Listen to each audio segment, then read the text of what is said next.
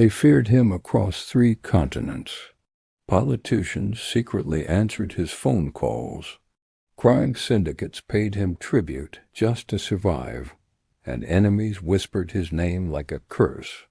Lorenzo Vitali, the Phantom King of the Sicilian Mafia, a man who never lost a war, never trusted anyone, and never allowed emotion to interfere with power. But legends never speak about the one thing Lorenzo Vitali feared losing. Not money, not authority, not his empire. A woman who was never meant to survive meeting him. Stay with me, because this is the story of how the most untouchable mafia king in Europe discovered his only weakness, and how that weakness nearly destroyed everything he built. What happens when the one person capable of destroying a criminal empire is the only person its king cannot live without? And when loyalty, blood, and power collide with love, who survives? Palermo, Italy, a city of breathtaking coastlines, ancient architecture, and hidden war zones beneath marble streets. Lorenzo Vitali didn't inherit power. He stole it. At 19, he was a street runner delivering illegal shipments through port tunnels. By 30, he orchestrated the assassination of 2 rival bosses in a single coordinated operation. By 42, he controlled international drug routes, arms trafficking channels, and political corruption networks stretching from Europe to North Africa. Unlike traditional mafia leaders, Lorenzo never attended public meetings. He rarely appeared in person. He ruled through encrypted orders, ghost networks, and psychological warfare. They called him Il Fantasma Real, the royal ghost, because nobody ever saw him coming, and nobody ever survived crossing him. Lorenzo's childhood forged his ruthlessness. His father was a low-ranking enforcer executed after refusing to betray his boss. His mother died years later from poverty and illness. By 15, Lorenzo believed loyalty was a myth. Trust was suicide, and love was a weakness criminals could never afford. So he built an empire without emotional attachments. No wife, no children, no visible family, just power. And power made him untouchable, until the night fate placed a woman directly into his path. Sofia de Luca was everything Lorenzo despised: honest, compassionate, dangerously brave. She was a maritime archaeology researcher studying ancient shipwrecks off Sicily's coast. Her work accidentally led her to discover underwater cargo containers filled with illegal weapons shipments belonging to Lorenzo's organization. Sofia believed she uncovered historical smuggling evidence. She reported it to academic authorities, which unknowingly triggered a security alert inside Lorenzo's criminal network. And in the mafia world, knowledge is more dangerous than betrayal. Lorenzo reviewed surveillance files personally. Normally, he wouldn't waste time with civilian problems, but Sofia fascinated him. She refused government funding bribes, refused corporate sponsorship manipulation, and openly spoke against organized crime influence in southern Italy. She was bold, fearless, and extremely dangerous. Lorenzo issued a simple order: "Bring her to me, alive." Sofia burst through the waves, gasping for air, only to find her world had turned into a nightmare. Her research vessel, her sanctuary on the sea, was no longer hers. It was swarming with masked figures, moving with brutal efficiency. Before she could even process the chaos, rough hands grabbed her, dragging her from the cold embrace of the ocean onto the polished deck of a private luxury yacht. It was a vessel of impossible opulence, a stark contrast to the violence she had just witnessed. And there, standing alone at the bow, silhouetted against the setting sun, was a man whose name was whispered in fear across the 7 seas, Lorenzo Vitali. She was taken below deck, her heart hammering against her ribs. Sofia braced herself for the worst, for questions beaten out of her, for torture. But what happened next shattered all her expectations. Lorenzo didn't loom over her with threats. Instead, he calmly uncorked a bottle of vintage wine, the deep red liquid swirling into a crystal glass. He gestured for her to sit, his eyes never leaving hers. "Tell me about your research," he said, his voice a low, dangerous hum.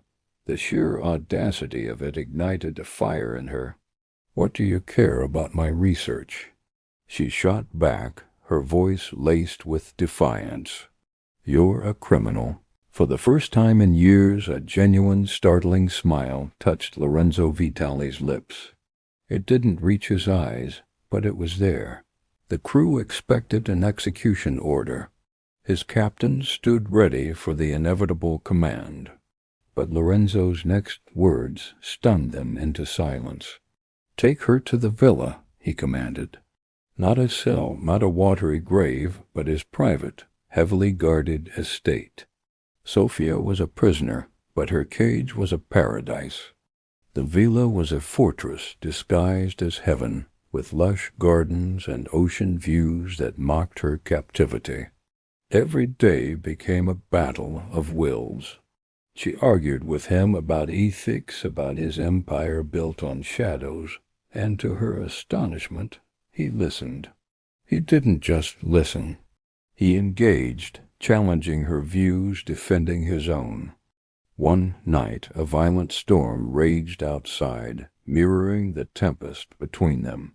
The wind howled, and the rain lashed against the windows.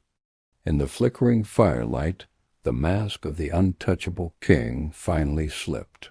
Lorenzo spoke of his past, of the day he watched his own father be executed, the event that forged him into the ruthless man he was today. The raw pain in his voice was undeniable. Acting on pure instinct, Sofia reached out and gently touched his shoulder. The powerful Lorenzo Vitali froze, a statue carved from shock, and something else, something long forgotten. In that single touch, a crack appeared in the armor of the king, and for the first time Sofia saw the man hidden beneath. Thanks for watching.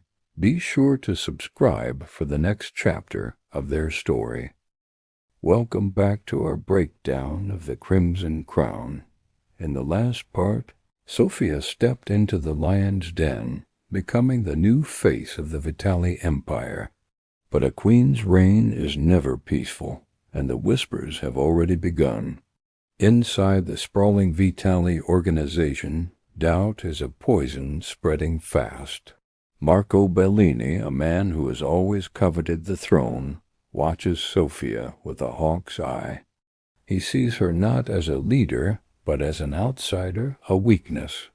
His suspicion grows into conviction, and he starts making quiet calls, reaching out to the Vitali's bitter rivals.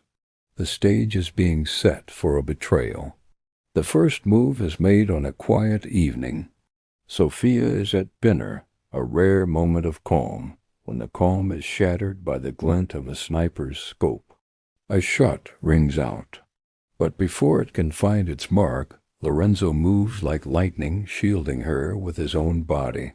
He saves her, but in that heart-stopping moment, a terrifying realization crashes down on him. Sofia isn't just the woman he's falling for. She's his greatest vulnerability, the one thing that could bring him to his knees. The illusion of choice is gone. Later, Lorenzo confronts Sofia, the air thick with unspoken fear. He lays the brutal truth bare. She can't leave. It's not about his feelings or his desires anymore. It's about survival. The moment she walks out that door, the target on her back becomes permanent. The rivals he's held at bay for years will see her as a loose end, a threat to be eliminated. Staying with him is her only chance. And just like that, the secret war begins. Fueled by ambition and a belief that Lorenzo's love for Sofia has made him weak, Marco Bellini makes his play. He launches a full-blown coup from within, rallying those who resent Sofia's rise. In this brutal world, love isn't a strength.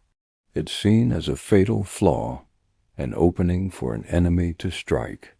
The empire is fracturing, and Lorenzo and Sofia are trapped in the epicenter, fighting not just for the throne, but for their very lives. What will happen next? Make sure you're subscribed so you don't miss it. The city holds its breath, a storm brewing just beneath the surface.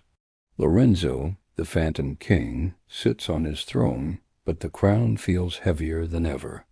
Marco's betrayal has sent shockwaves through his inner circle, and now they're baying for blood. Their target? The unsuspecting Sofia. They gather in the shadows, their voices a venomous whisper. She's a liability, one sneers. A weakness we can't afford. Another adds, get rid of her, Lorenzo, before she destroys everything you've built. The room is thick with tension, a viper's nest of ambition and fear. They see Sofia not as a person, but as a pawn, a piece to be sacrificed for the sake of the kingdom. But Lorenzo rises, his voice cutting through the dissent like a blade. Listen to me, he commands, his gaze sweeping over each of them, cold and absolute. Sofia is under my protection. Any threat against her is a threat against me. The room falls silent. The line has been drawn. To touch Sofia is to declare war on the king himself. And war is exactly what's coming. From the outside, rival factions are circling like vultures, sensing weakness, ready to tear Lorenzo's empire apart. They see Sofia as the key, the one vulnerability in the Phantom King's armor. At the same time, the seeds of betrayal planted by Marco are starting to sprout within Lorenzo's own ranks. Loyalty is a forgotten word. Everyone has their own agenda. The very foundation of his power is cracking. While enemies gather and allies plot, Sofia goes about her life, completely unaware. She doesn't know she has become the most valuable target in a war she didn't even know was being fought.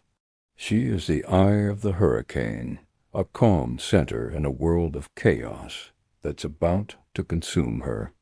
The pieces are set. The battle lines are drawn.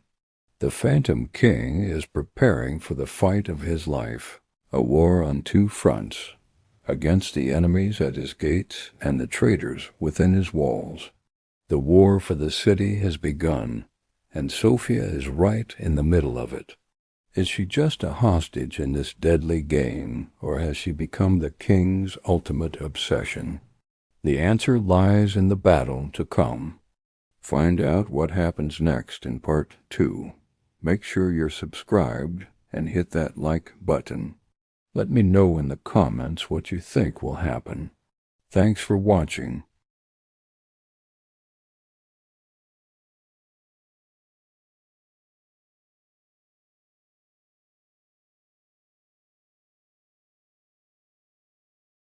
This brings us to the silent fracture, a betrayal brewing in the heart of Lorenzo's own inner circle.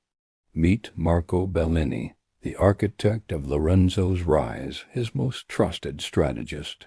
For Marco, emotion isn't just a liability, it's a fatal flaw. While Lorenzo is distracted by love, Marco sees only the unraveling of their life's work. Deep within the ancient walls of a secluded Calabrian monastery, he convenes a secret council. The air is thick with conspiracy as he presents his evidence, grainy surveillance photos and videos of Lorenzo, shielding Sophia from a minor threat, a tender moment that to Marco screams weakness. He argues that the lion of Sicily has been tamed, his instincts dulled by affection. The men in the room, once loyal to Lorenzo, now see only a leader compromised, a king about to lose his crown. Marco's words are poison, turning loyalty into doubt and respect into ambition. With the seeds of betrayal sown, Marco makes his next move, a gambit that will ignite an all-out war. He reaches out to the very demons Lorenzo fought to keep at bay. He secretly contacts the most ruthless criminal organizations in Europe, the vicious 'Ndrangheta, their Calabrian neighbors and bitter rivals, the cunning Marcio Syndicate from France, and the brutal Serbian Bratva. The offer he lays on the table is irresistible. He doesn't just offer them a chance to strike at Lorenzo. He offers them the complete annihilation of the Vitali Empire. The prize? Lorenzo's vast territories, carved up and divided amongst them. An alliance of sworn enemies, united by a common greed and a shared desire to see Lorenzo fall. The board is set, the pieces are in motion, and the coming storm will be unlike anything the underworld has ever seen. Thanks for watching, and make sure to subscribe so you don't miss what happens next. Lorenzo sat in his study, the dim light casting long shadows across the room. Piles of reports lay scattered on his desk, each one a whisper of the coming storm. From the northern farmlands to the southern mines, whispers turned into shouts of defiance. Supplies vanished, trade routes were cut off, and whispers of rebellion grew louder. Lorenzo traced the lines of disruption on a map, a spiderweb of chaos spreading across his kingdom. This wasn't the work of foreign enemies or simple bandits, the precision, the coordination. It was an inside job. Someone he trusted, someone who knew the kingdom's every weakness, was orchestrating its downfall. The betrayal was a cold blade pressing against his back, and he knew civil war was no longer a possibility. It was an inevitability. The heavy door creaked open, and Sophia entered, her eyes immediately finding the tension etched on Lorenzo's face. She'd seen this look before, the look of a man carrying the weight of a world on his shoulders. But this was different. This was the look of a man watching his world crumble. She walked over, placing a gentle hand on his. "Talk to me, Lorenzo," she said, her voice soft but firm. "I see it in the guards' faces. I hear it in the silence of the halls. This kingdom, your empire, it's collapsing, isn't it?" Lorenzo didn't have to answer. The haunted look in his eyes said it all. The woman who had seen his rise to power was now the first to witness the dawn of his demise. Then the first tremor of the earthquake hit. A deafening explosion ripped through the coastal city of Bari. The kingdom's largest port, its lifeline to the world, was engulfed in flames.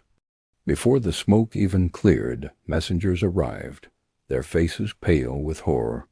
Loyal garrisons in the south had been ambushed. Their commanders, men who had sworn allegiance to Lorenzo, were executed in the town squares. Pinned to their chests were notes, each one a dagger of ink mocking the king's weakness. And at the bottom of each note, a single name was signed with chilling pride: Marco Bellini. The declaration of war was not whispered in the shadows. It was screamed in fire and blood for all to see. The war council was a powder keg. Captains, their faces flushed with rage, slammed their fists on the table, demanding blood for blood. "We strike back now," they roared. "We march on Bellini's estates and burn them to the ground." They looked to their king for the order, for the call to vengeance. But Lorenzo was silent. His mind wasn't on the burning port or the executed soldiers. It was on a battlefield years ago, a young Marco Bellini dragging him from beneath a fallen horse, saving his life. How could he sign the death warrant of the man who had once been his savior? But in war, hesitation is a poison. Every moment he delayed, every second he wrestled with his past, was a victory for his enemy. The execution order that never came would be the first of many fatal mistakes. The fortress that once seemed so impenetrable is now under siege. Marco, clever and ruthless, disguises his patrol boats, launching a surprise attack on Lorenzo's villa. The night erupts in a storm of gunfire.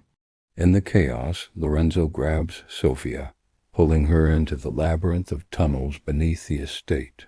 As they run, the ground shaking above them, Sofia realizes something profound.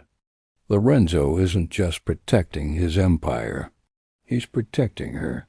His grip on her hand is tight, desperate. Every shielded glance, every time he pushes her behind him, it's not about power, it's about her safety. They finally break free from the suffocating darkness of the tunnels and escape into the rugged mountains. High above the world, they find a temporary sanctuary in a remote ancient monastery. The silence here is a stark contrast to the violence they left behind. As they look out over the sprawling landscape, Lorenzo turns to Sofia, his voice raw with an emotion she's never heard before. He confesses that the thought of losing her is a fear far greater than losing his entire criminal empire. In that moment, the king of the underworld is just a man, terrified of losing the one thing that truly matters. A fierce blizzard traps them in the monastery, cutting them off completely. The howling wind outside mirrors the storm inside Lorenzo. He finally breaks, revealing the dark, haunted past that forged him into the man he is today. He lays bare his soul, expecting judgment, expecting her to run. But Sofia doesn't. Instead, she sees the broken man beneath the monster and offers him something he never thought he deserved, a chance at redemption. Her compassion shatters the last of his defenses, but the world below doesn't wait. Marco's influence spreads like a virus across Europe. He forms new, powerful alliances and manages to freeze all of the Vitali family's assets, crippling Lorenzo's operations. Emboldened by his success, Marco publicly declares the dawn of a new empire, with himself at its head. The underworld holds its breath. Lines are drawn, loyalties are tested, and everyone knows a massive bloody war is not just coming, it has already begun. Who will survive the storm? Make sure to subscribe so you don't miss what happens next. Torn between love and his empire, Lorenzo considered the unthinkable, disappearing with Sofia, leaving everything behind. He dreamt of a quiet life, a world away from the blood and betrayal. But Sofia, his fierce queen, refused. She looked him in the eye and said, "You built this world, Lorenzo. Now, either change it or burn it to the ground." Her words were a spark in the darkness, igniting a fire he thought had long been extinguished. He wouldn't run. He would fight. Lorenzo summoned his most loyal commanders, the men who had bled for him since the beginning. In the dim light of his war room, they stood before him, their faces etched with concern. He made a solemn vow, a blood oath of loyalty that echoed off the stone walls. "We will end this betrayal," he declared, his voice hard as steel. "And when the dust settles, we will dismantle this empire piece by piece. We will build something new, something worthy of her." The men roared their allegiance, their loyalty absolute. The stage was set for the final act. To catch a snake, you must think like a snake. Lorenzo began weaving a web of deceit. a trap specifically for Marco. He orchestrated a leak of false intelligence, a whisper campaign detailing a high-risk transport of Sofia to a secure location. The bait was irresistible. Marco, blinded by his ambition, would surely take it. Meanwhile, Lorenzo's forces prepared the largest, most devastating ambush the underworld had ever seen. Every route was mapped, every vantage point secured. It was a kill box designed with brutal precision. As dawn broke, a fleet of armored convoys prepared to roll out. The air was thick with tension. Looking at the sheer scale of the operation, Sofia turned to Lorenzo, a single question in her eyes. "Has love turned you into a hero or a monster?" He didn't answer. With a final glance at the woman who was his world, Lorenzo stepped onto the battlefield. He was no longer fighting for an empire, but for his only weakness, his greatest strength. The island attack is about to begin. To see what happens next, make sure to like, subscribe, and drop a comment below. Thanks for watching. The trap is set. After years of chasing shadows, the rivals of the Phantom King finally believe they have their prize. They think Sofia, the key to his empire, is within their grasp. But they've made a fatal mistake. They've forgotten that a cornered king isn't a defeated one. He is the most dangerous predator of all. And Lorenzo, the Phantom King, has just lured them into his den. The scene shifts to the sun-drenched, winding roads of Sicily.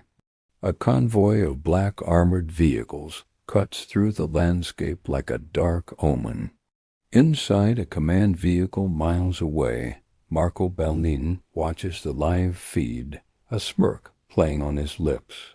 He's convinced Sofia is in one of those cars. His alliance, a fragile coalition of a dozen families, has everything riding on this. They've positioned their best snipers along the mountain pass, rigged the narrow road with explosives, and have men ready to storm the convoy. Marco raises a glass of whiskey to his lieutenants. "Today," he proclaims, "the Phantom King falls. His reign ends here. The moment arrives." As the lead vehicle in Lorenzo's convoy hits the designated kill zone, the world erupts in fire and thunder. Marco's explosives detonate, tearing chunks out of the road and sending a car flipping through the air. His men cheer, believing victory is at hand. They move in for the final strike, swarming the central armored car, ready to rip open its doors and claim their prize. Suddenly, a second, more powerful series of explosions rips through the mountain pass, but this time the blasts are behind them, cutting off their only escape route. Panic sets in as the sky fills with the buzz of attack drones, their cameras locking onto every target. From hidden positions in the hills, Lorenzo's heavy artillery opens fire, turning the ambush site into a fiery cauldron.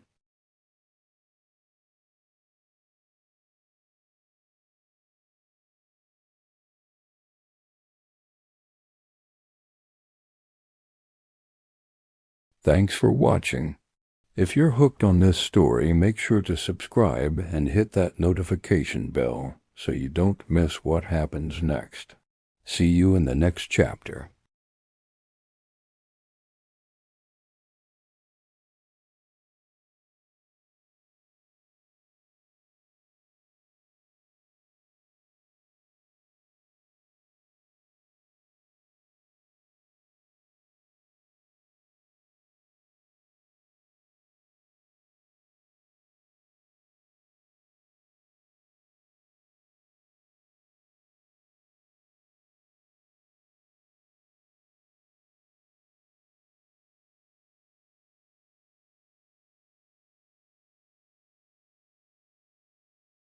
Lorenzo, a ghost of vengeance, cuts through the enemy lines, his focus unwavering.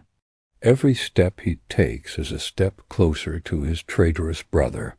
Marco, his plans in ruins, retreats to a cavernous shipyard warehouse, a final, desperate sanctuary.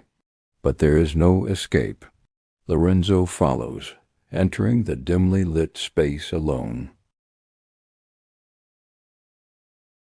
Here in the shadows, Marco finally reveals his endgame.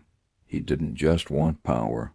He wanted to dismantle the entire Medici Empire, to tear it down brick by brick and rebuild it as a cold, efficient syndicate, free from the weakness of human connection.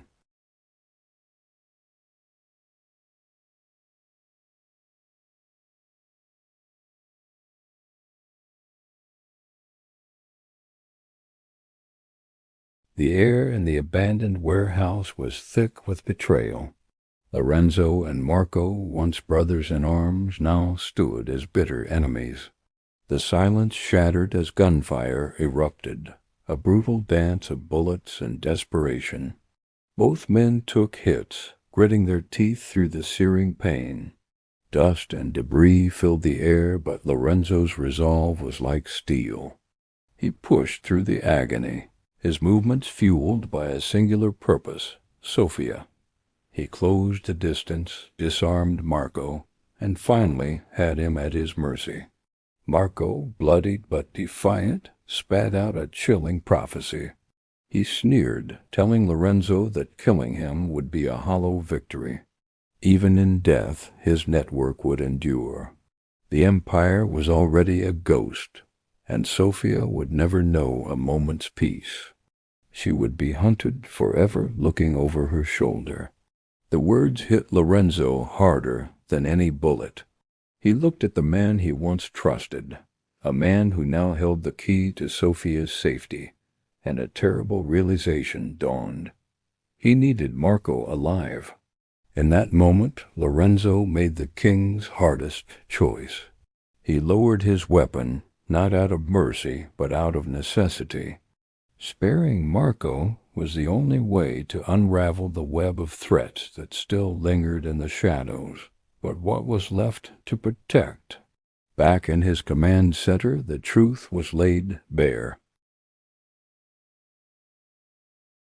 Allies had vanished, assets were seized, and the empire he had built was nothing more than a memory. Staring at the empty maps, Lorenzo Vitali understood. His reign was over. The king had lost his kingdom. This is just the beginning of the end. Make sure you subscribe, turn on notifications, so you don't miss the epic conclusion to this story. Thanks for watching. Sofia finds Lorenzo sitting amidst the rubble of his shattered empire. He looks up, his eyes empty. "I've lost everything," he whispers, the words catching in his throat like dust. But Sofia kneels beside him, her touch gentle on his arm. "No," she says softly, her voice a lifeline in the chaos.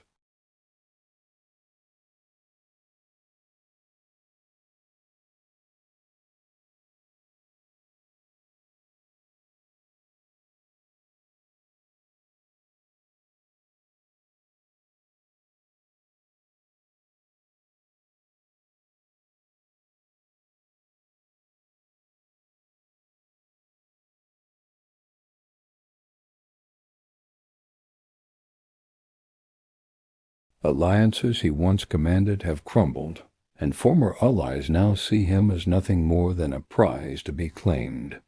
Every shadow seems to hold an enemy, every whisper a threat. He's no longer the hunter. He has become the prey, and the entire world is the hunting ground. Every escape route is a potential trap. In a quiet, hidden, safe house, Lorenzo watches Sofia as she sleeps, a rare moment of peace on her face. He knows then what he must do. This life, this constant running and looking over his shoulder, is not the future she deserves. He has to dismantle everything, erase every trace of the monster he once was, so that she can have a clean start, a life free from his darkness. The final decision is made, a painful sacrifice for the woman who refused to let him fall. With grim determination, Lorenzo sets his secret escape plan into motion. He secures a new passport for Sofia, with a new name and a new history. He sets up untraceable accounts, enough money to let her start over anywhere in the world, completely safe. He meticulously plans every detail of her disappearance.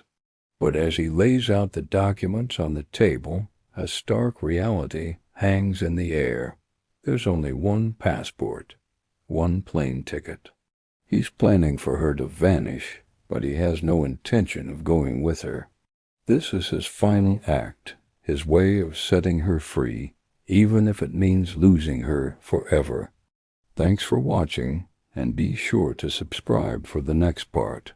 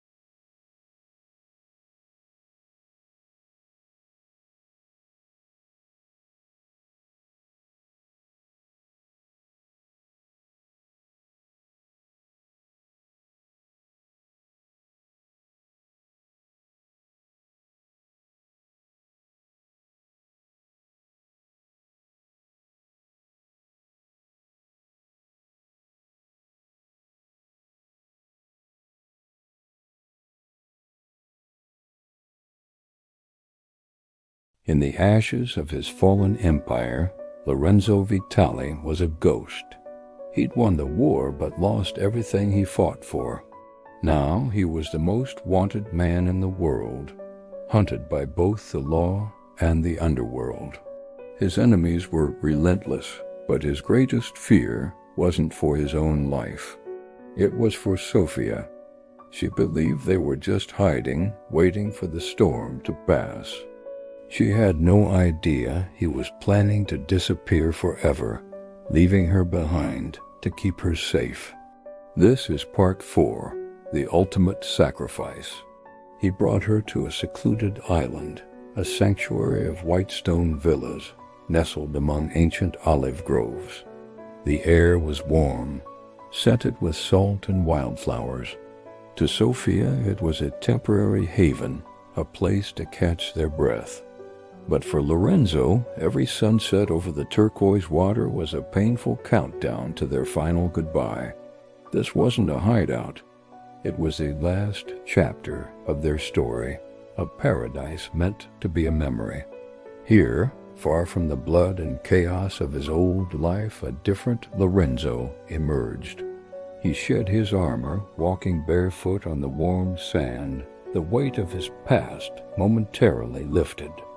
He cooked for her, simple meals filled with a love he could never properly express. They took long walks along the shore, his hand in hers, and for the first time, Sofia heard his genuine laughter echo in the gentle sea breeze. She saw the man behind the monster, a soul desperately searching for a peace he knew he could never truly have. In these stolen moments, she fell in love with him all over again, blind to the tragedy that was about to unfold. But the past is a relentless ghost. While Sofia slept, Lorenzo was a phantom in the night, glued to encrypted monitors, tracking the whispers of the outside world. And then the news he dreaded finally came. Marco Bellini, a snake he thought was crushed, had slithered away from the wreckage. Bellini hadn't just escaped. He had sold his vengeance to the highest bidder, Interpol.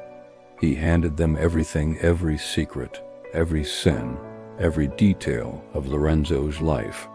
But his cruelest betrayal was revealing Lorenzo's one weakness. The world now knew about the woman on the island. The world knew about Sofia. His sanctuary had just become her cage, and his love had become her death sentence. Thanks for watching.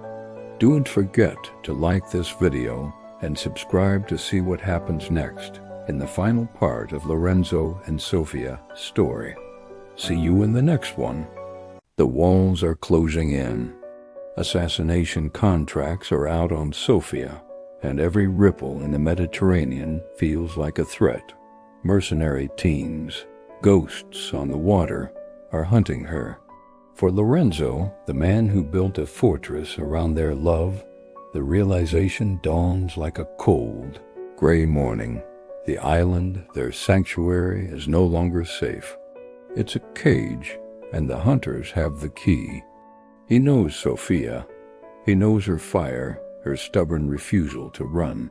So he doesn't ask, he acts. Lorenzo sets in motion a secret plan, a ghost protocol he prayed he'd never need. It's a complex web of logistics designed for one purpose: to get Sofia out, to get her to safety, to give her a future. He arranges everything in the shadows, every detail meticulously planned for her protection and relocation. She can never know, because if she did, she would chain herself to his side and face the storm with him. And that's a price he's unwilling to let her pay. But secrets have a way of whispering through closed doors. Late one night, a stray word, a hushed order, catches Sofia's ear. She hears Lorenzo on a secure line, his voice tight with a sorrow she's never heard before. He's giving the final command. Once she's clear, destroy everything. Every record, every photo, every digital footprint tying her to him, to the island, to this life. Erase her from his world completely. And in that gut-wrenching moment, the truth crashes down on her. He's not coming with her. This isn't an escape plan for them. It's an exile for her. The confrontation is inevitable, a storm breaking within the walls of their home. "You're sending me away," she says, her voice trembling not with fear, but with the agony of betrayal. He doesn't deny it. The usual masks of control and power are gone, leaving only a man terrified of losing the one thing he truly loves. He finally admits the brutal truth. If she stays, she dies. If he leaves with her, they'll never stop hunting them. They're trapped in a devastating paradox. They can't live together, and they can't imagine a life apart. The future they dreamed of, a quiet life away from the chaos, dissolves into an impossible fantasy. There is no safe harbor for their love, only a choice between a lonely life and a shared death. Thank you for watching. Don't forget to like and subscribe to see what happens next. The piercing shriek of alarm suddenly rips through the tranquil air of the sanctuary. Red lights flash across the walls, a stark warning against the encroaching darkness. On the monitors we see them. Dozens of high-speed gunboats slicing through the waves, a swarm of advanced military drones buzzing ominously overhead. Betrayal. Marco Bellini sold us out. He sold the location of our last safe haven to the very people we fought to escape. The first explosion rocks the island, shattering the peace into 1,000,000 pieces. Gunfire erupts, a relentless storm of lead tearing through our defenses. Windows implode, and the once pristine walls are scarred by chaos and destruction. This isn't just an attack, it's an annihilation. Lorenzo's face is a mask of grim determination. He moves with a purpose born of years of conflict, grabbing weapons from a hidden cache. He turns to Sofia, his eyes filled with a painful urgency. He presses a small, cold device into her hand, an escape locator. He tells her, his voice low and steady, the submarine. In the hidden cove. Go now. Sofia's eyes widen in disbelief. "No, I'm not leaving you," she cries, grabbing his arm. But Lorenzo gently shakes his head. "This was never my ending, Sophia. I wasn't meant to survive this life. But you were." He pulls her towards a hidden panel in the wall, revealing a dark, descending tunnel. This is the path to the sub, the path to her survival. Down at the hidden dock, the roar of battle is a constant, deafening thunder. Sophia stands at the hatch of the small submarine, her feet refusing to move. "I won't go," she insists, tears streaming down her face. Lorenzo steps closer, cupping her face in his hands. His voice is softer now, filled with a warmth she'd never heard before. He leans in and kisses her, a kiss filled with a lifetime of unspoken words, of gratitude, and a heartbreaking farewell. Then, with a strength that surprises her, he pushes her gently but firmly into the submarine and seals the hatch. Through the small, reinforced window, Sophia watches in horror. Lorenzo turns his back to her, to safety. He picks up a heavy machine gun and faces the approaching fleet of enemy gunboats, a lone figure against an army. The Phantom King, the legend they all feared, has returned for one final glorious stand. Thank you for watching. Don't forget to like and subscribe for more. As Sophia's submarine vanishes into the crushing blackness of the deep ocean, a chilling silence falls, broken only by the groan of stressed metal and the distant rumble of the collapsing island. Her escape is a sliver of hope in a world consumed by chaos. But above, on the surface she just fled, the real storm is only beginning.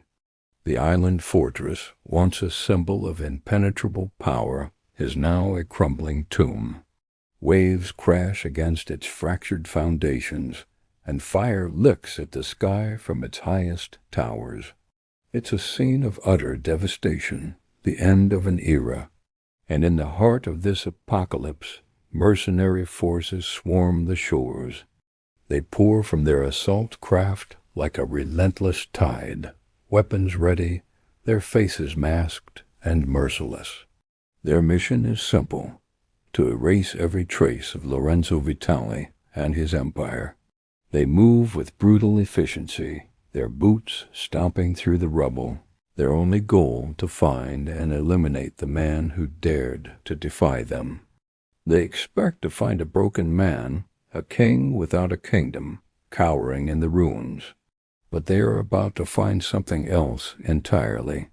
There, standing amidst the swirling dust and falling debris, is Lorenzo Vitali. Alone, he stands not as a man defeated, but as a legend forged in defiance.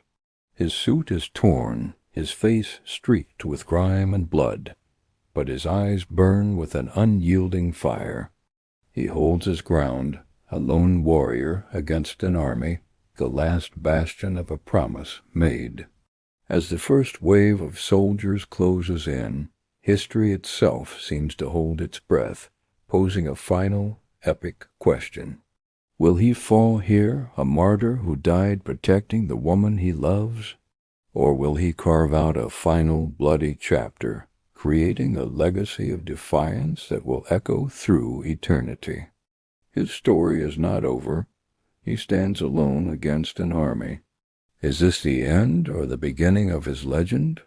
Watch the final part 5 to witness the ultimate conclusion. Like, subscribe, and let me know in the comments, will he survive? The flames are rising, and the island is burning. This is the end. Lorenzo stands alone, a ghost king on a crumbling throne, facing down an entire army. Below, in the churning, dark water, Sophia is carried away, a promise of a future he will never see. This is how legends are written, not in ink, but in sacrifice. The villa, once a symbol of power, is now a raging inferno. Every corridor, every room is a death trap. Lorenzo moved through the smoke and fire like a vengeful spirit. He's not fighting to win, not anymore. He's fighting for seconds, for minutes. Each enemy that falls is another moment for Sophia's escape. Hidden weapon caches are emptied, automated turrets spit fire into the advancing ranks, and traps sprung from the shadows turn the beautiful estate into a labyrinth of death. He is the Phantom King, and this is his final defiant roar. He will hold the line even if it means being consumed by the very empire he built. Through the chaos and destruction, a familiar figure emerges, Marco Bellini. His one-time brother, now his betrayer, has come to watch the king fall. They stand facing each other in the heart of the ruined courtyard, embers dancing around them like fallen stars. Marco sneers, his voice dripping with contempt. You threw it all away. An empire for one woman. Lorenzo looks at him, not with hate, but with a strange, calm clarity. The smoke stings his eyes, or maybe it's something else. No, Marco, he says, his voice steady. I threw it away to save what was left of my soul. There are no more words to be said. Guns are raised. The final battle isn't for an empire. It's for redemption. And as the last shots echo across the burning island, a legend is sealed forever. The sea spray whips across the cliff top, a furious backdrop to the final, inevitable clash.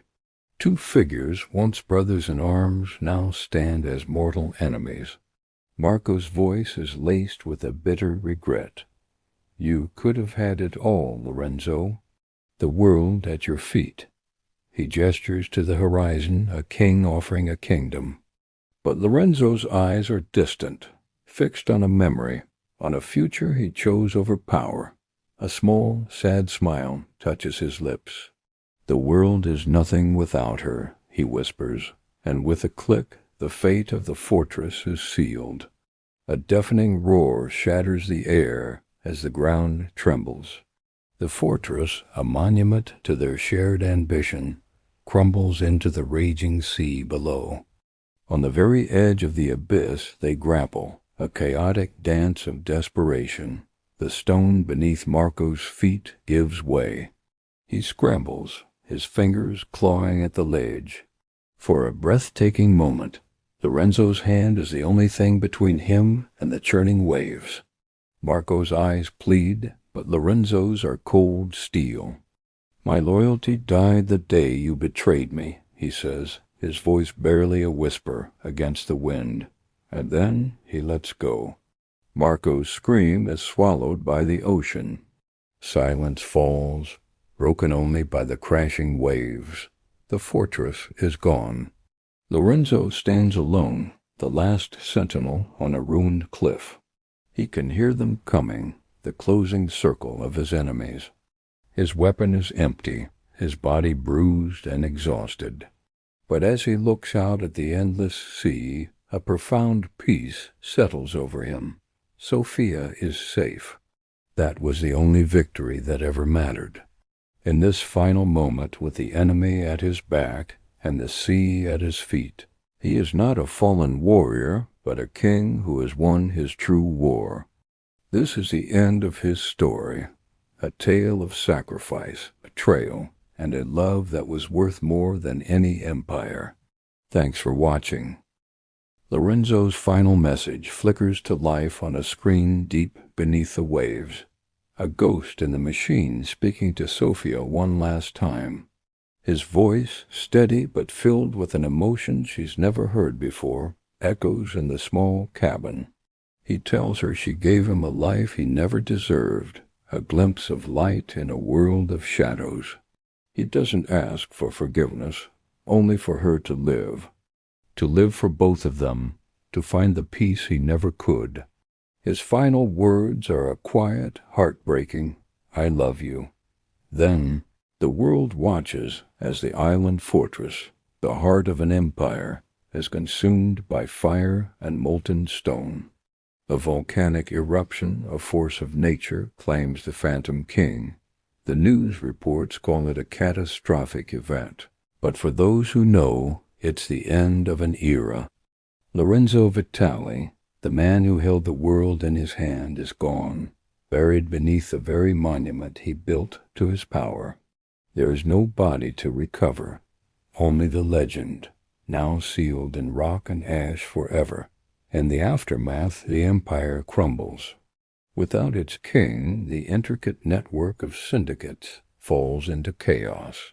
And then, the final move from the Grand Master himself. A massive data leak, orchestrated by Lorenzo before his end, floods Interpol with every secret, every name, every hidden account. It's a roadmap to dismantle his entire creation. The world's law enforcement agencies, armed with the Phantom King's own intelligence, launched the largest coordinated takedown in history. It becomes known as the sacrifice that ended an empire, a final, paradoxical act of destruction and justice. Months pass. The world moves on, forgetting the name Vitali. But in a quiet, sun-drenched town in Spain, a woman with a new name and a quiet life runs an art restoration foundation. Sofia. She spends her days bringing beauty back to faded canvases, her hands steady, her eyes full of a wisdom that speaks of a life lived 1,000 times over. On her wrist, a simple, elegant bracelet catches the light. It's the last piece she has of him, a constant, silent reminder of the man who sacrificed his world so she could live freely in hers. She carries his legacy not in power or fear, but in the quiet, resilient act of living and of creating beauty from the broken. Thanks for watching. 1 year. A whole year has passed since the world as I knew it crumbled. The dust settled, the noise faded, and all that remained was a deafening silence. A silence where Lorenzo's laughter used to be. I spent months walking through the ruins of his empire, trying to piece together the man behind the myth. Was he the ruthless kingpin the world saw, or the gentle soul only I knew?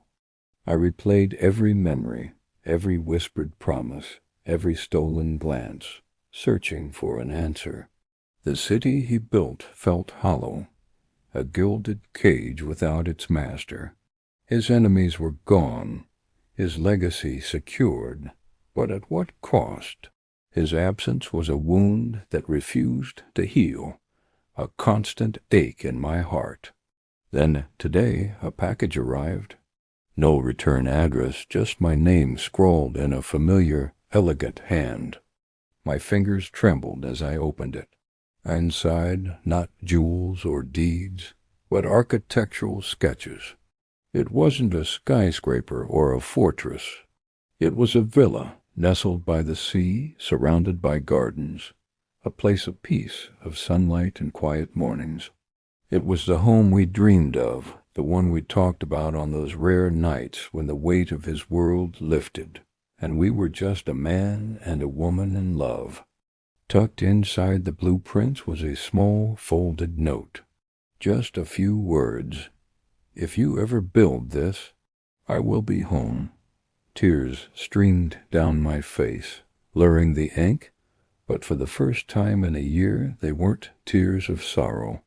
They were tears of understanding.